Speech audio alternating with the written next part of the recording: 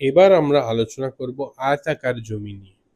আয়তাকার জমি মানে যার একটা দৈর্ঘ্য আছে এবং যার একটা প্রস্থ আছে, মানে বিপরীত বাহুগুলোর সমান, এই বাহুর সঙ্গে এই বাহু সমান, এই বাহুটার সঙ্গে এই বাহুটার সমান, তাহলেই তো আমরা আয়তাকার বলি, আয়তক্ষেত্র বলি। তাহলে এইরকম জমির তোমার একটা পরিসীমা হয়, সেই বর্গক্ষেত্রের মতোই সেম। এইখান থেকে যদি কেউ একজন স্টার্ট করে এইভাবে হেঁটে হেঁটে হেঁটে হেঁটে যদি আবার এইখানে পৌঁছায়, সেই পথ অতিক্রম করতে যেটা, সেটাই আমার পরিসীমা, আয়তাকার জমির পরিসীমা।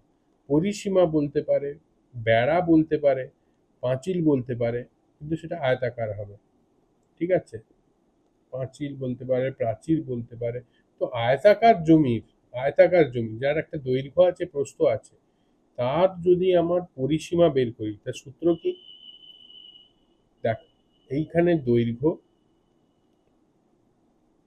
একজন কেউ হাঁটছে, এই দৈর্ঘ্যটা নিল। এবার এইদিকে যেটা আমরা দৈর্ঘ্য বলছি না, কারণ সেম সেম দৈর্ঘ্য নয়, আলাদা আলাদা দৈর্ঘ্য, তাই একে প্রস্থ বলছি। যুক্ত প্রস্থ, এই পথটা যুক্ত করলাম, আবার এই পথটা যাচ্ছে, এটা দৈর্ঘ্য, আবার এই পথটা যাচ্ছে, এটা হচ্ছে প্রস্থ। তাহলে দেখো, এইখানে দৈর্ঘ্য দৈর্ঘ্য দুটো দৈর্ঘ্য হলো, দুই দৈর্ঘ্য যুক্ত দুই প্রস্থ, ঠিক কিনা?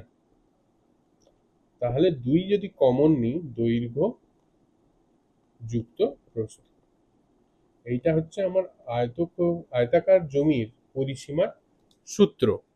ঠিক আছে, এবার অর্ধ পরিসীমা যদি জিজ্ঞাসা করতে হয়, অর্ধেক মানেই দুই দিয়ে ভাগ করতে হবে। তার মানে অর্ধ পরিসীমা যদি বলে, শুধু দুইটা আউট হয়ে যাবে, মানে দুই দিয়ে ভাগ মানে দুই কেটে গেল, দুই সরে গেল, দৈর্ঘ্যযুক্ত প্রস্থ। শুধু যদি অর্ধ পরিসীমা বলে, পরিসীমা বললে দুই গুণিত এই ব্র্যাকেটটা যেন থাকে, ব্র্যাকেটের মধ্যে দৈর্ঘ্যযুক্ত প্রস্থ, আর এই দুই কিছু নেই মানে এটা গুণিত আছে, এটা গুণিত আছে। ধরো দৈর্ঘ্য হচ্ছে 10 আর প্রস্থ হচ্ছে 5 মিটার। ঠিক আছে, একক দিতে হবে। তাহলে হবে আমাদের 2 গুণিত দৈর্ঘ্য 10 যুক্ত 5, একক হবে মিটার, সমান 10 5 15, 2 মানে 2 গুণিত 15 মিটার, তার মানে 15 2 30 মিটার হচ্ছে আমার পরিসীমা দাঁড়াবে। আয়তাকার জমির পরিসীমা হবে আমাদের তাহলে তোমার 30 মিটার।